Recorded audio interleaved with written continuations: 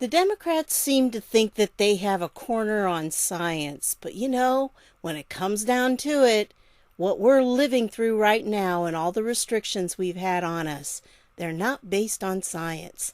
So let's see what the science really does say. Stick with me, folks, and I'll be right back.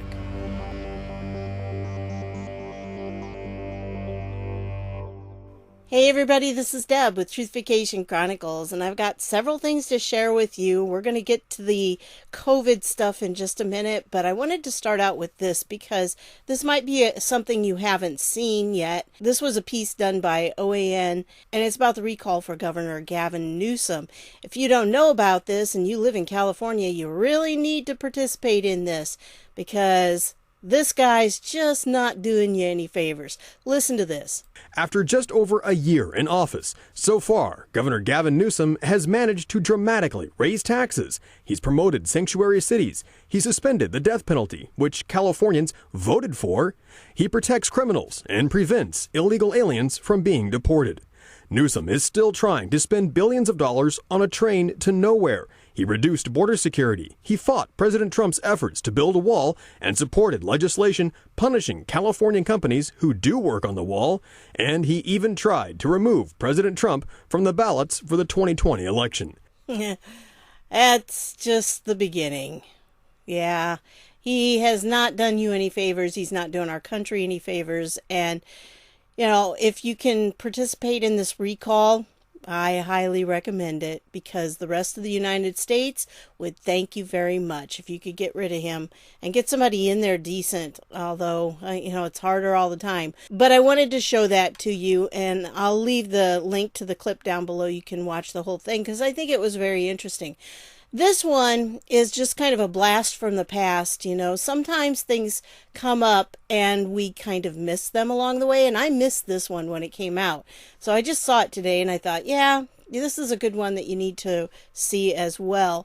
And this is about Gavin Newsom and his mansion. And new details are emerging that appear to indicate California Governor Gavin Newsom's new $3.7 million mansion was gifted to him under highly questionable circumstances. Here's One America's Pearson Sharp. While the rest of Californians are suffering under Governor Gavin Newsom's onerous lockdown and struggling to pay their bills, the governor appears to be making backroom deals to pay for his massive new $3.7 million mansion. According to investigative journalists at Red State, Newsom was apparently gifted the 12,000 square foot estate featuring more than 8 acres of land along the American River in Fair Oaks, just outside Sacramento, through an LLC that's owned by his cousin. Newsom's cousin, who is also his longtime business partner, Jeremy Scherer, paid for the estate in December of 2018. Less than a year later, records show his LLC gifted the home to Gavin Newsom completely free, stating that Newsom was part of the LLC, allowing him to avoid the transfer tax. Yeah, isn't that great? Well, you can watch the whole clip if you want to. I'll put the link down below, and in case you haven't seen it either. But they're really saying this is a type of money laundering. And I believe it probably is. So, that's how things go, right? There is an indication in this, if all these allegations are true, that there could be some criminal charges brought. But as long as the Democrats are in charge in California, that may not happen. So again, another good reason to do the recall. All right, on this video of mine, down here, I want to read one of the comments to you. This is from Keith E., and I know it says a week ago. I have been thinking about this ever since he posted it. I saw it when he first put it up, and I thought, yeah, I need to ponder this for a bit. But you know what? I think this is something we all need to think about. He says, think outside the box. The goal is to take out our way of government by use of census reapportionment in Congress. Method: cause social civil unrest in Democratic-run states using Antifa, BLM, media, 10% of the population, and escalate to chaos by looting, burning businesses and homes, and removing accountability, rule of law. This will force all right-leaning persons to take their families, flee to a different state they deem safe. The state they flee to has a huge influx of population that will not be counted until 2030 census, thus taking away the congressional representation they once had. The original state left with 10% of their population, but their individual representation in Congress has just effectively and legally increased 900%.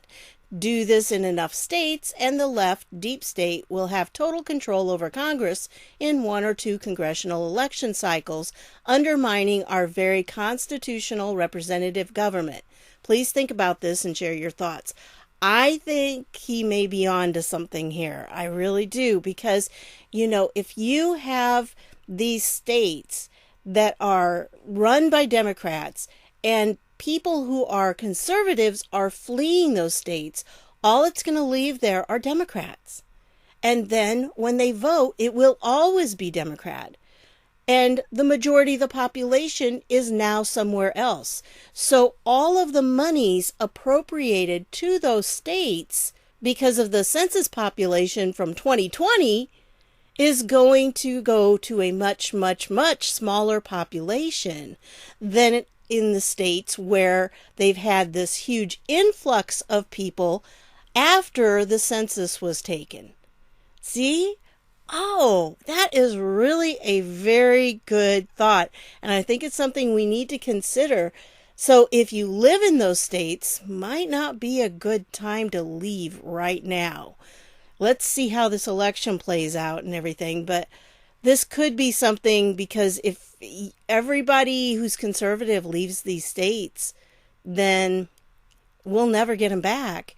And that means they're going to be controlling us because of the population that was taken in 2020 and won't be revised until 2030. So that is a very perceptive thought, in my opinion. And I think it's something that we do need to maybe toss about in a lot of forums so people start getting this idea of what's going on. Again, I'm not telling you have to stay in these states, but if you leave, this is what's going to happen. I think you're better off recalling people like Gavin Newsom than just fleeing the state at this point. I know it may seem hopeless, but we're working on it, okay? And then I wanted to show you a little bit of this one, because this is something that came out just recently, and I think it's very important that we know this as well. Contagious and transmit the virus to other people. So the New York Times examined COVID-19 testing data from New York, Massachusetts, and Nevada, and found, and I quote, up to 90% of people testing positive carried barely any virus, end quote. This is because the PCR tests for COVID-19 in the United States are using anywhere between 35 and 40 amplification cycles to identify the genetic material of the virus. And many experts agree that anything higher than 30 amplification cycles will result in inactive, dead, or clinically insignificant amounts of the virus being detected, therefore causing the test to show up as positive. In fact, the New York Times claims that of the 45,000 positive COVID-19 tests that happened one day last week, and I quote here, if the rates of contagiousness in Massachusetts and New York were to apply nationwide, then perhaps only 4,500 of those people may actually need to isolate and submit to contact tracing, end quote. So why is this important? Because public health policy, the lockdowns, the quarantines, the travel restrictions, businesses closed, gyms shut down, families prohibited from holding funerals, people not allowed to go to church, that is based on the number of COVID-19 cases in our country. Not the COVID-19 death count, not the infection fatality rate, not the hospitalization rate, not the number of ventilators in use, not the ICU bed capacity. No. The COVID-19 public policy in our country is based on COVID case numbers. Okay, so you hear what she has to say. COVID case numbers, that's what's really the issue. The problem is we're misusing the word cases in a medical sense, and we're going to talk about that in just a second. But before we do that, I want to show you a little something here that I came across. This person says, I would love to read the proven studies about the asymptomatic spread. After all, that was the original reason for wearing the mask. The idea that we could have the virus and spread it without even having any symptoms. Remember? That's what they've been telling us, right? Can anyone point me to those peer-reviewed studies? Okay, so this Dr. Urso responded and said, asymptomatic spreaders do not exist for any viruses, except the very early prodromal phase. That means the first day, or in very unusual cases, the second day. Asymptomatic spreaders exist commonly with bacteria. Typhoid Mary and Montezuma's Revenge. Stop the lies. Well, this person carries it a little even further because they say, boom, right from the infectious disease god himself, game over, symptomatics transfer, not asymptomatic. Asymptomatic transmission of COVID is a non-issue. The story had to be made up so pharma could save the day with another vaccine nightmare. Listen to this. To just add one thing that seems to get lost in that question is that, as Bob said, and I agree, we would really like to see the data, because if there is asymptomatic transmission, it impacts certain policies that you do regarding screening, etc. But the one thing historically people need to realize, that even if there is some asymptomatic transmission, in all the history of respiratory-borne viruses of any type, asymptomatic transmission has never been the driver of outbreaks. The driver of outbreaks is always a symptomatic person. Even if there's a rare asymptomatic person that might transmit, an epidemic is not driven by asymptomatic carriers. Wait, did Fauci just say that the reason we've been wearing these stinking masks all this time never existed? Fauci, you lied to us again. He said it, folks. Yep. That is what has been keeping all of us wearing these stupid masks. And he just said it's a big fat lie. Because the asymptomatic people don't spread it. It's very, very rare and unusual. So, why are we wearing masks? Why? I ask you again, why? So I wanted to share that with you. And then I wanted to give you this link because this is an op-ed from a doctor from the UK. And, he says there's this 1% blunder, that all of what we have been forced to do, all of the, lockdown and everything else, was based on the idea that 1% of the people were going to die if we didn't do anything. When in reality, the number should have been 0.1%. Huge difference, really. And that's why he says it's a fatal math mistake. And if you go down here, here he is, doctor and author who works as a GP in the National Health Service in England. So there you go. But he goes through and he says this is a problem. Also, he makes a distinction between the way that they're figuring things out and what numbers they're using. And I've been saying some of this for a while because, up to 90% of people who test positive for COVID barely carry any virus and are not contagious. Every stat about the disease is bogus. Yep. And he gives a little illustration here. But if you go down here, he says really what they're trying to say is there's two different types of rates. One is the infection fatality rate and the other is the case fatality rate. And the infection fatality rate is the total number of people who are infected by a disease and the number of them who die. So that's one number. The other one is the case fatality rate. And this is where he talks about the number of people suffering serious symptoms who are probably ill enough to be in hospital.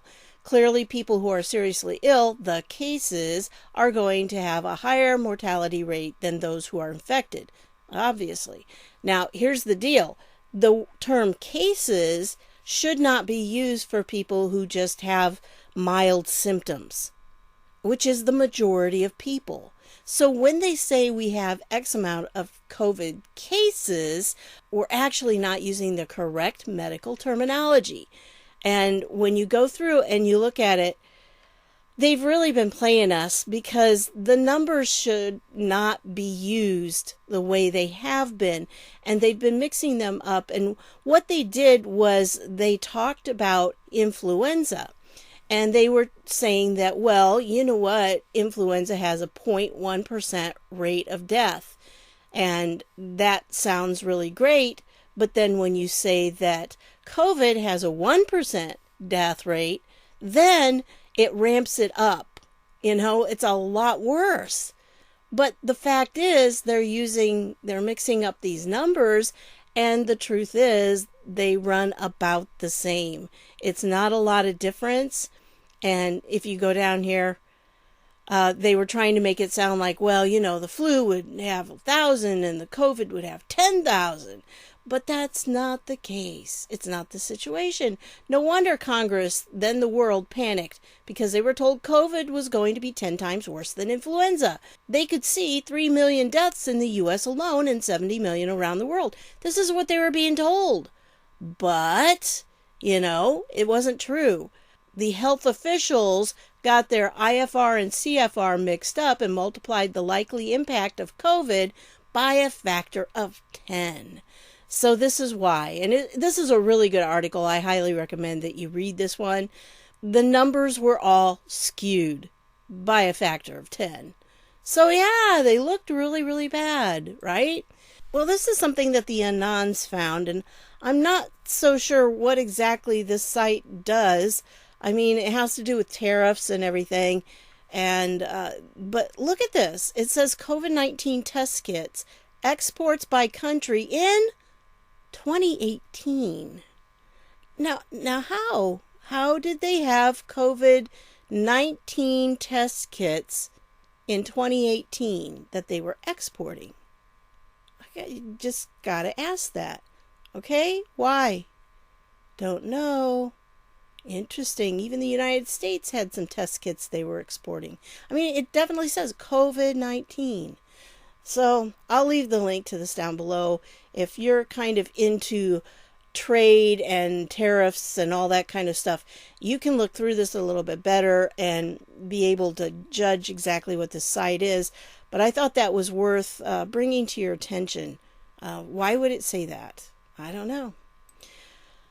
And then I wanted to show you this article because CBS claims riots in Rochester largely peaceful gets debunked around the block by Cheryl Atkinson and the internet. Remember, when they say largely peaceful, that means that some of it is not. And how much of the not are you willing to accept and to put up with? Well, if you go through, this is really good article, gives you an overview of what it's like. I mean, this is really kind of crazy. And one of the things, we talk about digital soldiers. This is where it comes in handy, because you've got people out there with their cell phones taking pictures and videos, and they're uploading it to social media so everyone can see the truth. And that way, when the media comes back, the mainstream media, and they start trying to tell us something, we're like, no, I've seen actual footage, and what you're telling me doesn't line up. When you're seeing rioters, when you're seeing things like this, when you're seeing all of these things happen, then you have to face the fact that citizen journalists on social media are telling us the truth, and the mainstream media is lying their butts off to us. So there's lots of videos that you can watch on these. I'm not going to take the time to show them to you, but they were shutting down restaurants, tables are broken, people are running off scared, multiple confrontation scuffles with folks on the street, and again, rioters launching fireworks at police, big old firework blast at the police. Rochester rocked by another night of Daniel protests, counter-protests. I mean, this does not look peaceful to me. And then they say, notice not only all the helmets, but the guy with the leaf blower, they're fully outfitting with all the riot gear and a really powerful firework. So they have more here. But how did CBS describe it? Largely peaceful. And that's what they had to say. Largely peaceful. As officers doused some activists with a chemical spray and repeatedly fired an irritant to disperse crowds.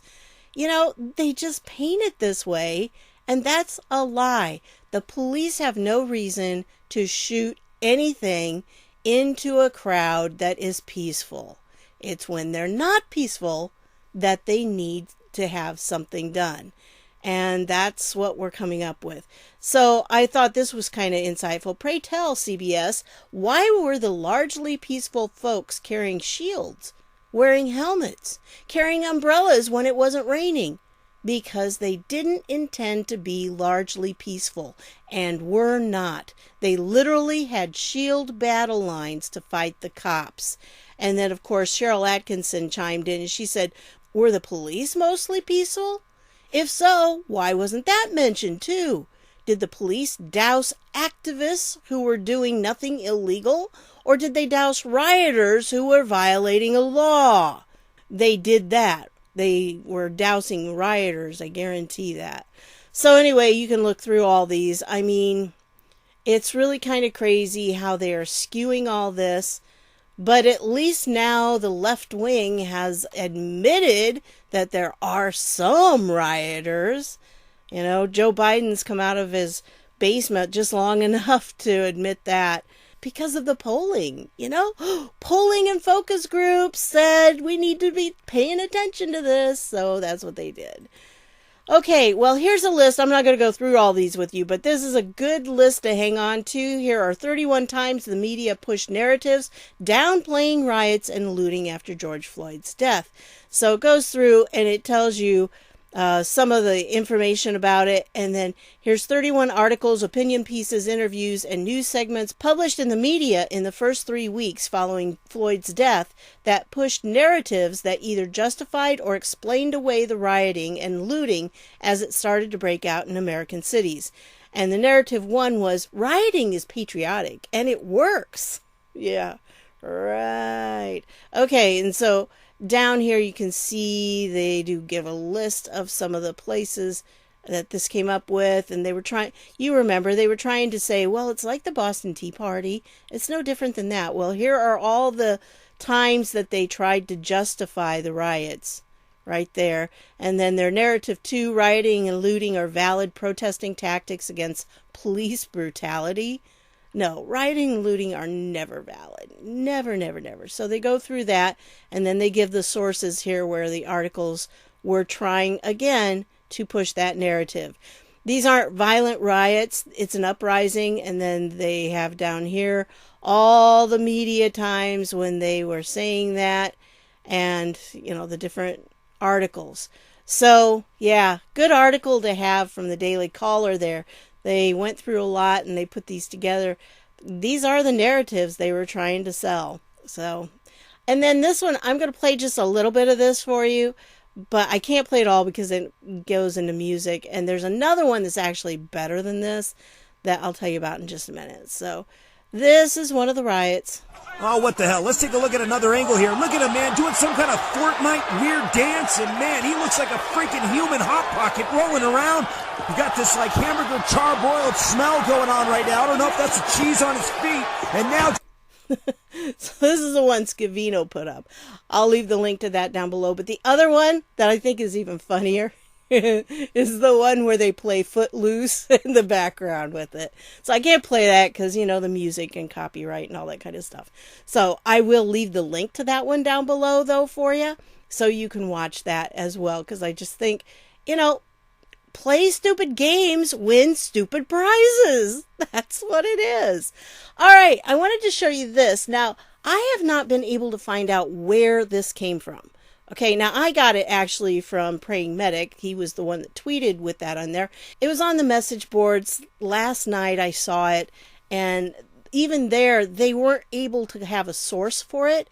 So I hesitate putting things up that aren't sourced. But I did want to show it to you because this definitely says Q sent me. And of course, CNN sucks. They've been trying to figure out what that picture was. I still don't know for sure, but they think possibly the yellow cap has a Q on it. They're not sure on that either.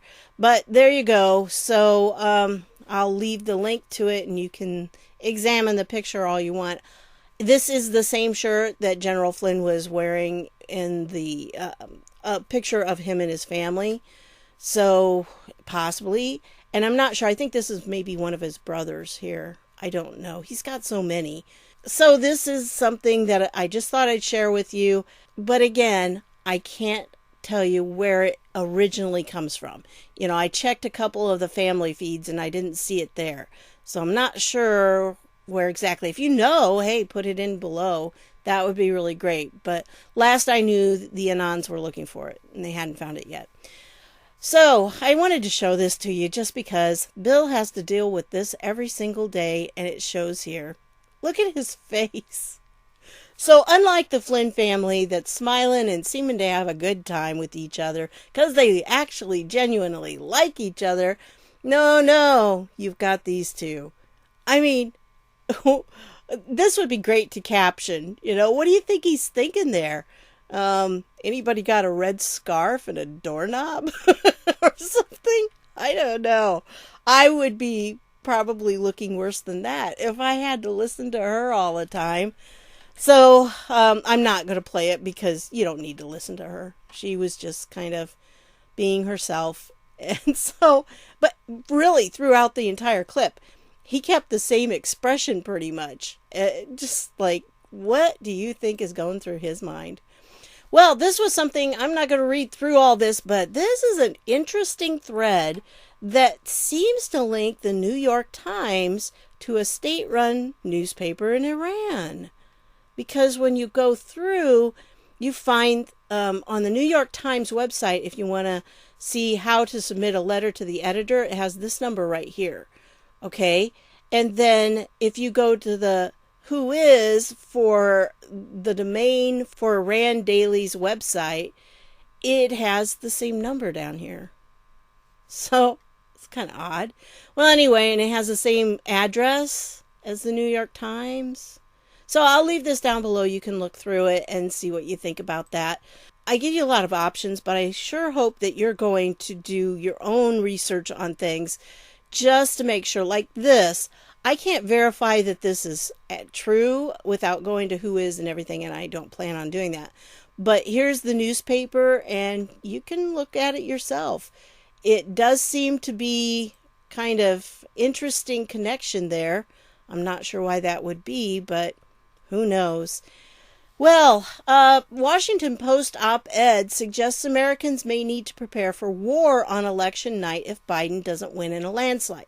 Now, this was written by someone on the left, and it's about an organization that, I can't remember what they're called, but it's supposed to be a bipartisan organization. It's not. It is not at all. Oh, Transition Integrity Project. I have a couple other things on that I'm going to do in another video because I haven't had time to research them enough, but I do know that they claim to be bipartisan in one place and nonpartisan in another place, I think. But they have people on there that claim they're Republicans, but they're never Trumpers. So they're not part of the Republican Party as it is right now. It says they went through and they built a series of war games, tried to figure out what would happen in the different scenarios with the election. And they said a landslide for Joe Biden resulted in a relatively orderly transfer of power. Every other scenario we looked at involved street-level violence and political crisis. Now, this is what I think is funny. This is really being run, and it's funded by left-wingers. So they think they're making a good case for voting Democrat, when in reality they're making a very good case for voting for Republicans, because who's going to cause the violence? If Biden would win decisively, then we're not going to cause any violence. But if Biden loses in any way, shape, or form, then there will be violence because the left always reacts in violence. So it's kind of funny that I don't think this is what they're trying to prove, but it's what they actually proved, if you think about it. And so essentially, I'm trying to figure out if they are making a threat here. You know, if Biden doesn't win by a landslide, I'm telling you, folks, you're going to be very sorry because the violence is going to get worse. You know, that's a threat to me. And I think that's what they're trying to do. Why? Do you think that's going to work? Do you really think that's going to intimidate people into voting for Biden? It's like earlier today on Twitter, they had all these left-wingers begging for people to follow Joe Biden so he could have 10 million followers. Yeah, and Trump's got, 87 million or something like that. But, you know, if you have to go out and beg for people to follow your candidate on Twitter, what does that say about your candidate? I mean, you must have a pretty poor candidate if you have to ask people to follow them. I don't think President Trump has asked anybody to follow him. I don't think he's had to. I mean, most of us, there's an awful lot of people on Twitter purely because they want to follow his tweets. Really, honestly. I've heard them say it over and over again. They don't care if they have a big following or not. They just wanted to be there to follow his tweets. So, you know, it just is, it's a crazy world we live in when you have to do that. And so they go through these different scenarios. It's kind of funny when they list these scenarios. We explored the 4 scenarios experts consider most likely. A narrow Biden win, a big Biden win with a decisive lead in both the Electoral College and popular vote, a Trump win with an Electoral College lead, but a large popular vote loss. So they got to stick that in there, as in 2016. And finally, a period of extended uncertainty, as we saw in the 2000 election. What did they not include? They didn't include the option that Trump is going to win in a landslide. They are going to be just shocked out of their little booties when this happens.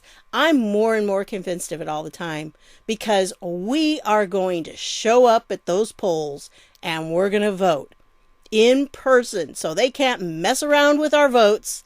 And we're also just so ticked off at what the Democrats are doing. And it's not just us. It's people who used to vote Democrat are walking away in droves. I'm seeing it all the time on Twitter. I used to be a Democrat. I'm never voting for them again. It's happening. It's happening a lot. So I'll leave this if you want to read through it. Yeah, it says all have been described as never Trump or not Trump Republicans. Yeah, think. So, an interesting article about it you might want to read. Okay, well, check this out. I'm an Air Force veteran here with Army veterans. We're just wondering why we should vote for someone who voted for a war and killed thousands of our brothers and sisters. Countless Iraqis. You didn't give them that war. You also gave a medal to a man who enabled that war and caused that war. Your blood is on your hands as well. And you're disqualified. You're disqualified. My friends are dead. So is my son, who was in Iraq. For a year. That doesn't matter, right? So his son died in Iraq? I don't know. It kind of seemed what he was. But anyway, this guy, he just stood his ground and he said, you're disqualified. Because really, Joe has never done anything that's going to support the American people. And especially when it came to wars, Obama was having wars right and left. The guy was crazy. Anyway, I wanted to share this with you because this Dr. Shiva was running in the primary for the Maine Senate in 2020, and he lost. And evidently he believes that it was election fraud because he said a doofus, nowhere to be seen, no campaigning, no active volunteers, no brand equity, no organization got 60% to my 40% across the board in Black, Hispanic, and white neighborhoods. How? Okay, now I don't know, because I don't follow Maine that much, but I do know, he had a good site, and I do know that if you go to the issues, there are some issues that might have been controversial that some people may not have been willing to embrace in a Republican candidate. So that's possible why. Another possibility is that the other guy had a whole list of endorsements. And really, if you know people, that can sometimes be the thing. See, it was a lot of representatives, state representatives and everything. So he was kind of politically connected in. So it could very well be that that was the issue right there that probably swayed them, And you also have to understand, I believe that Shiva ran in the primary against Elizabeth Warren in 2018 for her Senate seat. So, it could be that they didn't like somebody who came from the Democratic ticket onto the Republican ticket. There could be a lot of factors. I'm not saying that maybe there wasn't a problem with the elections, but does seem that maybe there was some political stuff going on, and that probably is the reason this guy won. But I want to end with this one because it's just fun. And this is, in case you haven't seen this, there's a video here that takes this Black Lives Matter confrontation and changes it dramatically. On August 22nd, a violent Black Lives Matter mob confronted a group of Trump supporters in Beverly Hills. At least one Trump supporter was beat by the mob in the street. The Trump Unity Bridge supporters did not respond with violence. Instead, a viral video shows the Trump Unity Bridge hold a dance-off.